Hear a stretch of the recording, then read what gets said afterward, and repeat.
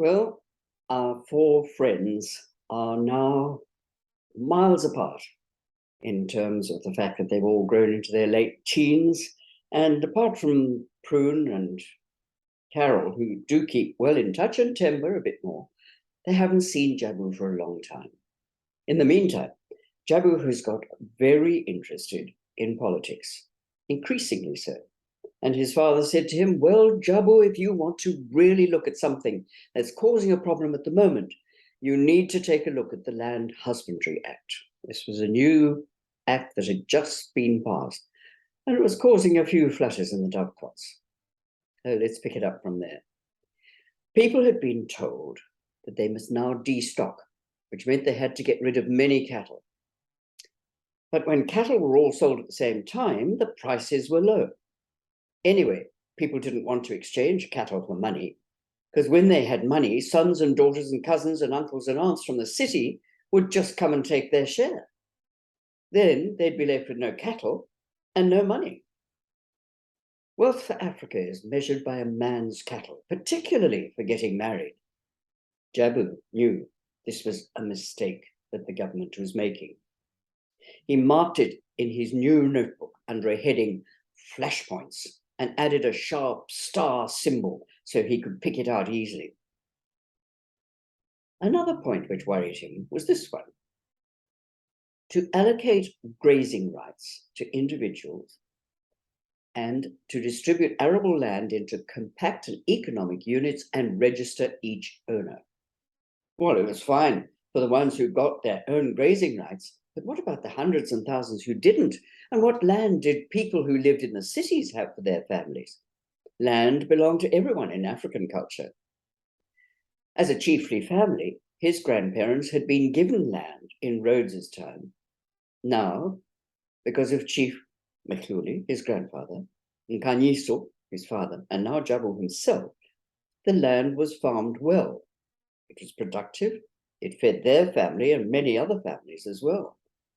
And after that, there was still enough to take and sell and make good money in the busy Bulawayo markets. Their vegetables always looked the best and sold first. Jabu thought about his Babamkulu.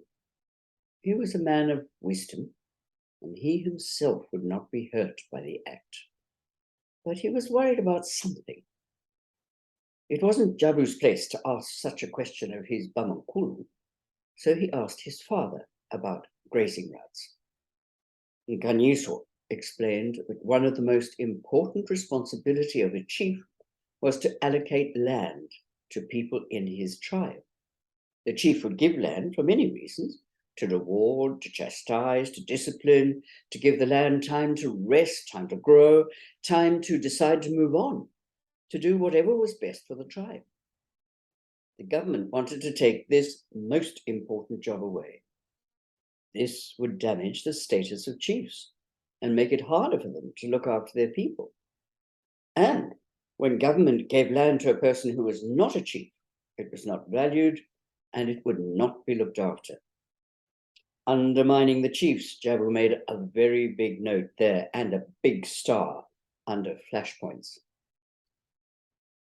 Then the last bit of the act was that villages had to do what the inspectors wanted them to do.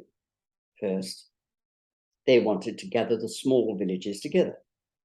Then they wanted to separate grazing land from ploughing land. Then they wanted them to move the cattle into different paddocks. Then all cattle had to be dipped. Africans didn't understand, and they didn't want to understand, because they'd been doing things their way for so long. When land grew tired, they moved to the next place.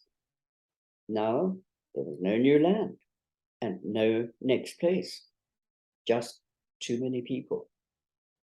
Jabu knew all that. He knew that moving villages together and separating land usage would mean they could put in contours and grow bigger crops, which would earn foreign currency, which was important. He knew that moving cattle into different paddocks would mean the dung would fertilize the grass and improve the soil. He knew that by dipping cattle, you could stop ticks. But too many people didn't know. Too many people didn't understand, and these things frightened them.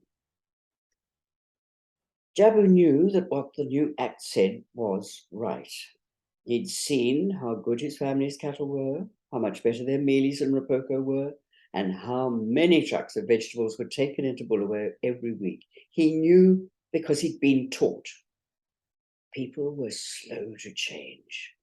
They wanted to stay in their villages and do things their own way. After many indabas and talking with native commissioners and chiefs and headmen, people were saying it was a trick of the white man to keep the black man poor. Unhappiness was growing. There were many flashpoints to be considered, and many sharp star symbols kept appearing on his page. In all this thinking, he realized that because his eyes were looking at bigger things, if he was really going to be helpful to anyone, he needed bigger skills, bigger education, bigger experience. Time to tell his father. I have decided that if I'm going to be able to help my people well, I need to go to university. He spoke in a great rush. And Kanyiso tried not to look surprised. Instead, he looked thoughtful and he said, an admirable decision, but there is one problem, my son. Universities cost a lot of money. He paused. Jabu waited. Then Kanyiso placed his hand on his son's shoulder. You might be able to teach the younger boys at Tegwani, perhaps. And you could help me also by saving some of the fees yourself. I'll speak to the principal. Father and son stood quietly, companionably, their eyes met, each recognizing the other for the first time as a man of stature and as someone who agreed with them. They understood they were leaders in an unspoken future. The tie grew stronger. Jabu's quiet, usually measured speech reflected a maturity way beyond his 16 years. This, plus a sports-hardened body, meant most people thought he was at least 18, sometimes even 20. Even to his parents, his slightly serious demeanor and questioning mind had helped to mask his single-minded pursuit, which was always only after those things which would achieve his objectives. The principal at Tegwani agreed it was a good idea for Jabu to take on some teaching because it was still very difficult to find enough teachers, so he said he could start by teaching Standard 2. This was easy, because it was work he'd done many years ago. The trouble was that at least half the class of Standard 2 was older than he was. There was one boy of 23 who'd only started school when he was 21. Jabu had been 8 in Standard 2. So he had to find a way of teaching young men, not children. And it was much more difficult. The only time they really listened was in current affairs and politics talks. Jabu found himself becoming more and more interested too. Last year, the UTC, the United Transport Company, said they would have to increase their fares. When the Youth League worked out what that would mean, they said people using those buses would spend about 24% of their income just to get to work. So James Chikarema and George Nyandoro called their memories to organize their families and friends to get out and tell everybody, nobody must use the buses. Stay away from work. We are fighting for you now. Students in the debating society had listened to the radio in class and heard there were no buses running in Salisbury that day. Oh, is it true? They asked. And it was. After 2 days, the United Transport Company decided it would not increase its fares after all. So Chikarema and Nyandoro won. Oh, there was much talk about the UTC and the increase in fares, as well as the Land Husbandry Act and how unfair these things were. The head teacher put another point of view all the time. He argued Further research had found 24% of a person's income was not correct. It was only 8%, and that the Land Husbandry Act did say important things that were needed to be done. They were trained to see things from all sides, but mostly they still saw things from their own side. Last night, and full of excitement, the senior boys and teachers attended a meeting to hear a young politician speak. And I'm just going to try and do something very tricky and bring you the most gorgeous little backdrop, if I can find it. Where are you there, little backdrop? There we are. And all of a sudden, we have got a backdrop with all those children at those are Tekwani schoolboys. Thought it was just too good to miss. Now, this young politician's name was Joshua Nkomo. Jabu had known Joshua in his Cholocho days, when he was teaching carpentry at Mzingwani School. Now he was president of the new Southern Rhodesia African National Council. As you know, I was working for Rhodesia Railways as a senior social welfare officer looking after the employees there. A few years ago, I went to Britain. I happened to have a pamphlet from the WFTU, the World Federation of Trade Unions, in my luggage. On my return, I was stopped and charged. Then I was told I had to appear in court. I couldn't understand it. I had this pamphlet in my luggage, that's all. So I did not know what to do. To hire a lawyer was too much money. So I decided to defend myself. You can imagine the reaction. Jabu looked round the room. There was excited whispering. I was a respectable citizen, gainfully employed, and I did not like the thought that someone could be arrested for bringing in a pamphlet which was of direct relevance to his business. So I went to the courtroom and I was shown into the place where criminals stand. I asked the magistrate for a bigger place for one who was to defend himself. And he was very kind. He brought me down to stand next to the government prosecutor. The prosecutor started to talk. He looked at me and he called me my learned colleague. Joshua joined in the howls of laughter from the audience. I was let off with a caution. So you see, as long as you play it right, you can win. Through the evening, there had been arguments and agreements on many points, arguments mostly on the anger about the British solution to Central Africa, the Federation. It was not good. Joshua stood quietly, listening to what everyone was saying. He cleared his throat loudly, and everyone stopped talking. Then, speaking as the president of the SRANC, he told the Tekwani Debating Society about secret discussions he was having with Hari Nkumbula and others in northern Rhodesia and Nyasaland, as they were all concerned about their future in the Federation. They were told not to tell anybody else. So everybody left feeling important and serious and part of something exciting.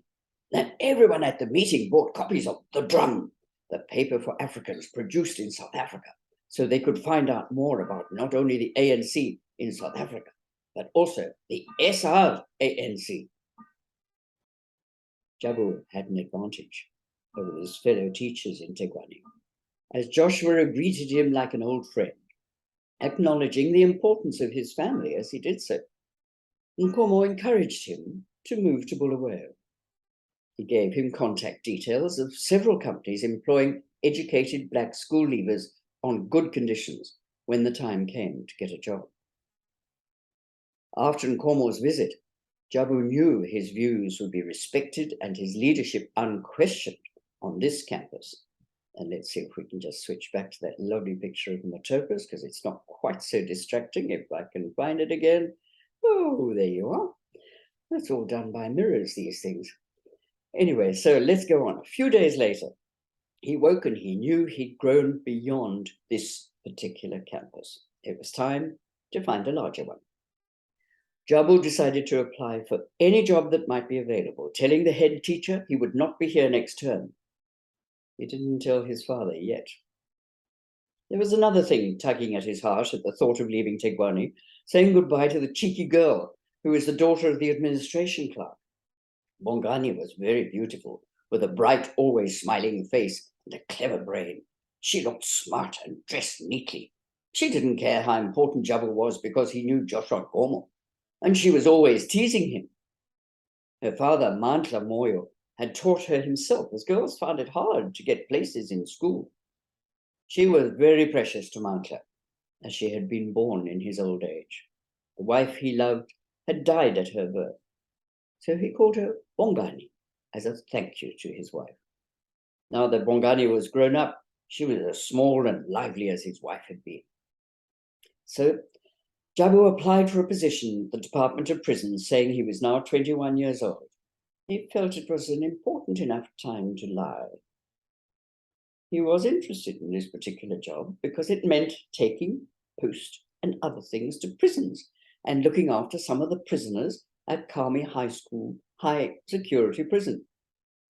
The government was detaining the leaders, and Jabu might get to meet them because of a job in the prisons department.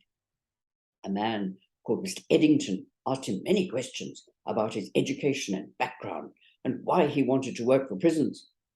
It's difficult work, you know, Mr. Nkubi, and you can end up being very unpopular. Mr. Nkubi. Jabu liked that. Then another week later, Mr. Eddington phoned him to congratulate him. Jabu was so excited that he'd got the job, but now he had to sort out a few more things. First his job at Tegwani, then leaving Bongani. Oh, how could he leave that beautiful girl? He straightened his back, took a deep breath, and then he thought even more about what he was going to say so that he could be brave enough to phone his father. At first, Nkanyisa was excited to hear about Jabu's new job, but as soon as his son told him of the chance he now had to meet all the SRANC people who were in prison, the old man's heart sank. He had believed absolutely in the need to improve his son's education, but he knew in his heart this was not the right job for him. Jabu, don't throw away your chance at university. You will be in a perfect position to study politics. Perhaps you will become one of the new junior ministers in the federal parliament. I can introduce you to Jasper Sivanu, Godwin Luanika. They are our men of the future. I'm excited by what's happening. There are many new jobs being created. The big interest from international investors, like the money for Kariba Dam. They will mean we can start to generate our own electricity. Jabu reassured his father, I will be earning 3 times what I am at the moment. So I will be able to save up for the university 3 times as fast. He'd already decided that it was indeed an exciting time, and he was quite determined to be a man of the future. But his right time and right place might not be quite the same right time and place as his father had hoped. However, there was no point in worrying him about that now. Jabulani left for Bulawayo, age 16, but pretending to be 21. He was fired with enthusiasm and energy of first love and more than ever determined to discover a campus big enough for him, for he was, after all, Beki Sizwe, the restorer of his people. That year, Jasper Savanu was promoted as the first African to become federal government secretary to the Ministry of Home Affairs. Onward and upward. And next week, we're going to learn a little bit more about what's going on with Carol and Timber. See you then.